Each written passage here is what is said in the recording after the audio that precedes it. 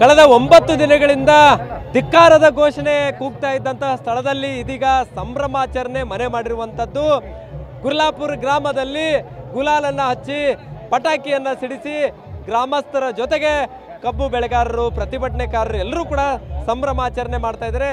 ಈ ಒಂದು ಹೋರಾಟದ ಮುಂದಾಳತ್ವವನ್ನು ವಹಿಸಿಕೊಂಡಂತಹ ಶಶಿಕಾಂತ್ ಪಡಸಲಿಗೆ ಅವರು ನಮ್ಮ ಜೊತೆಗಿದ್ದಾರೆ. ಅವ್ರನ್ನ ಮಾತಾಡಿಸ್ತೇನೆ.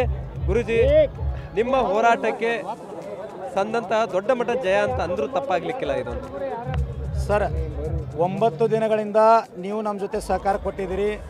ನಾವು ಹೋರಾಟ ಗಟ್ಟಿ ಅನ್ನೋದಕ್ಕಿಂತ ಇಂಥ ಎಲ್ಲ ಮುಖಂಡರ ನೇತೃತ್ವದಲ್ಲಿ ರಾಜ್ಯದ ಜನ ಕೊಟ್ಟಂಥ ಸಹಕಾರ ಏನಿದೆ ಆ ಸಹಕಾರವನ್ನು ನೋಡಿ ನನಗನ್ನಿಸ್ತಾ ಇತ್ತು, ಶಶಿಕಾಂತ್ ಗುರೂಜಿ, ಚುನಪ್ಪ ಪೂಜಾರಿ ಹೆಣ ಹೋಗಬೇಕು ವಿನಃ ಬಿಲ್ ತೊಗೊಳಾರ್ದ ಹೋಗಬಾರ್ದು ಅಂತ ನನ್ನೊಳಗೆ ಅಚಲ್ ನಂಬಿಕೆ ಬರಲಿಕ್ಕಿತ್ತು. ಅದಕ್ಕಾಗಿ ನಾನು ಮಳೆ, ಗಾಳಿ, ಬಿಸಿಲು ಅನ್ನಲಾರ್ದ ಆ ಪೆಂಡಾಲ್ ಮ್ಯಾಗ ಚತ್ ಹೊಡಿತಾ ಇತ್ತು, ನೆರಳು ಹೊಡಿತಾ ಇದ್ದಂದ್ರು. ಅವ್ರಿಗೆ ಹೇಳಿದೆ ನಾನು ಬೇಡ ಅಂತೇಳಿ.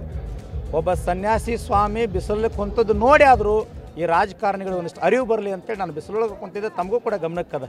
ಮಳೆ ಬಂದರೂ ಎದ್ದು ಹೋಗಿಲ್ಲ, ಚಳಿ ಬಂದರೂ ಎದ್ದು ಹೋಗಿಲ್ಲ. ಯಾವುದೇ ಅಧಿಕಾರಿ ಕರೆದರೂ ಸಹಿತ ಐಬಿಗೆ 1 ನಿಮಿಷ ಹೋಗಿಲ್ಲ. ಇಂಥ ಪ್ರಾಮಾಣಿಕ ಹೋರಾಟ ಮಾಡಿದಾಗ ಜಗತ್ತು ಬೆನ್ನು ಹತ್ತದ ಸರ್.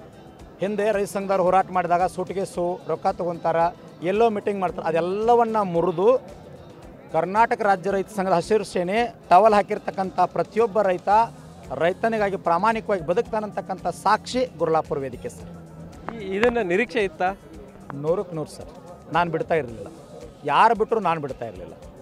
100ಕ್ಕೆ 100 ಯಾರು ಹಿಂದೆ ಸರಿದ್ರು ಒಂದು ಮಾತು ಹೇಳ್ತೀನಿ ಮಾಧ್ಯಮದೊಳಗೆ. ಈ ವ್ಯಕ್ತಿ ಮಲ್ಲಪ್ಪನ ಅಂಗಡಿ ಅಂತೇಳಿ ಮರುದಿವ್ಸ ಹೈವೇಕ್ಕೆ ಹೋಗ್ತಾ ಇದ್ದೀವಲ್ಲ, ಅವಾಗ ರಾತ್ರಿ 5 ಗಂಟೆಗೆ ಫೋನ್ ಮಾಡಿದ್ದಾನೆ ಪುಣ್ಯಾತ್ಮ. ರಾತ್ರಿ ನನಗೂ ನಿದ್ದಿಲ್ಲ, ಅವನಿಗೆ ನಿದ್ದಿಲ್ಲ. ಗುರುಗಳು ಹೇಗ್ರಿ ಬಿಲ್ ಕೊಡಿಸ್ದೇ ಇದ್ರೆ ಜನ ಏನು ತಿಳ್ಕೊತಾರ, ನೀವು ಎಚ್ಚರದಿರಿ ನಾನು ಯಾಕೆ ಹೇಳತ್ತೀನಿ ಮಾಧ್ಯಮಕ್ಕಂದ್ರೆ ಕೆಲವೊಂದು ಸೂಕ್ಷ್ಮತೆ ಹೇಳಬೇಕು. ರೈತ ಸಂಘದೊಳಗೆ ಅಂಥ ಕಿಚ್ಚದ. ನನ್ನ ಕಬ್ಬಿಗೆ ಬೆಲೆ ಬರಲಿ ಅಂತಲ್ಲ, ನನ್ನನ್ನು ನಂಬಿ ಈ ಮುಖಂಡರು ನಂಬಿ 5 ಲಕ್ಷ ಜನ ಬರ್ಲಿಕ್ಕತ್ತದಲ್ಲ, ಅವ್ರಿಗೆ ನ್ಯಾಯ ಕೊಡಿಸ್ಬೇಕು ನಾವು. ಅದಕ್ಕಾಗಿ ನಾವು ಗಟ್ಟಿಯಾಗಿ ನಿಂತೀವಿ. ನಿಮ್ಮೆಲ್ಲರ ಸಹಕಾರ, ಜನರ ಸಹಕಾರದಿಂದ ಇವತ್ತು ನ್ಯಾಯ ಪಡೆದು ತೀರ್ತೀವಿ ಅಂತ ಅಂದಿದ್ವಲ್ಲ, ಅದು ಜಯ ಸಿಕ್ತು ಸರ್. ಈಗ 3500ಕ್ಕೆ ನೀವು ಡಿಮ್ಯಾಂಡ್ ಮಾಡಿದ್ರಿ, 3200 ಕೊಡ್ತೇವೆ ಅಂತೇಳಿ ಸಕ್ಕರೆ ಕಾರ್ಖಾನೆಯವರು. ಕಡೆಯದಾಗಿ 3300ಕ್ಕೆ ಬಂದು ನಿಂತು. ಸೊ ಕಡೆ ಪಕ್ಷ 3400 ಅನ್ನುವಂಥದ್ದು ಇತ್ತು. ಇದು ಎಲ್ಲ ಒಂದು ಕಡೆ ನಿಮಗೆ ಖುಷಿ ಕೊಟ್ಟೈತೆ ಅಂತ ಸರ್. ಖುಷಿ ಅನ್ನೋದಕ್ಕಿಂತ ನಾನೇನು ಹೋರಾಟ ಹಿಂದೆ ತೆಗಿತಾ ಇರಲಿಲ್ಲ. ನಾವೆಲ್ಲ ಕೊಡ್ಕೊಂಡು 50 ರೂಪಾಯಿ ಸಹಿತ ಹೆಚ್ಚು ಮಾಡಿದೇ ಇರ್ತಕ್ಕಂಥ ಸರ್ಕಾರ, ಫ್ಯಾಕ್ಟ್ರಿ ಮಾಲಕರು DC ಆಫೀಸ್ನೊಳಗೆ ಮೀಟಿಂಗ್ ಆದಾಗ ನಾವು ಬರೀ 50 ರೂಪಾಯಿ ಕೊಡ್ತೀವಿ ಅಂತೇಳಿ DC ಅವ್ರಿಗೆ ಹೇಳಿದಾಗ ನಮಗೆ ಅನ್ನಿಸ್ತು, DC ಮೀಟಿಂಗು, CM ಮೀಟಿಂಗು, ಸಚಿವರ ಮೀಟಿಂಗು, ಶುಗರ್ ಕಮಿಷನರ್ ಮೀಟಿಂಗ್ನಿಂದ ನಮಗೆ ಲಾಭ ಆಗೋದಿಲ್ಲ. ನಾವು 200ಕ್ಕಿಂತ ಮ್ಯಾಗ ತೊಗೋಬೇಕು, 500 ಬೇಡಬೇಕು ಅಂತಂದರೆ, ನಾವು ಅವಶ್ಯಕತೆಗಿಂತ ಹೆಚ್ಚು ಬೇಡಬೇಕು ಅಂತಂದರೆ ನಮಗೆ ಹೋರಾಟದಿಂದ ಮಾತ್ರ ಸಾಧ್ಯ. ಅವಾಗ ನಾವು ಗಟ್ಟಿಯಾಗಿ ಹೋರಾಟ ಹಾಕ್ಕೊಂಡಿವಿ. ಅದಕ್ಕೆ ಇವತ್ತು ಬೆಲೆ ಸಿಕ್ತು ಸರ್. 500 ಕೇಳಿದ್ದೀವಿ, ಬಟ್ ಅವ್ರು 50 ರೂಪಾಯಿ ಕೊಡೋದಿಲ್ಲ ಅಂತ ಇದ್ದರು. ಸ್ವಾಮೀಜಿ, ಚುನಪ್ಪ ಮುಖಂಡರು ಏನು ಕೊಂಡಿರ್ತಾರೆ ಕೊಂಡ್ರಲ್ಲಿ, ಫ್ಯಾಕ್ಟ್ರಿ ಬಂದ್ ಮಾಡ್ತೀವಿ ವಿನಃ 10 ರೂಪಾಯಿ ಕೊಡೋದಿಲ್ಲ ಅಂತ ಇದ್ದರು.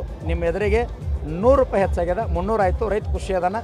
ಕಬ್ಬ ಕಡೀಲಿ, ಎಲ್ಲ ಖುಷಿಯಿಂದ ಜೀವನ ಮಾಡಿ.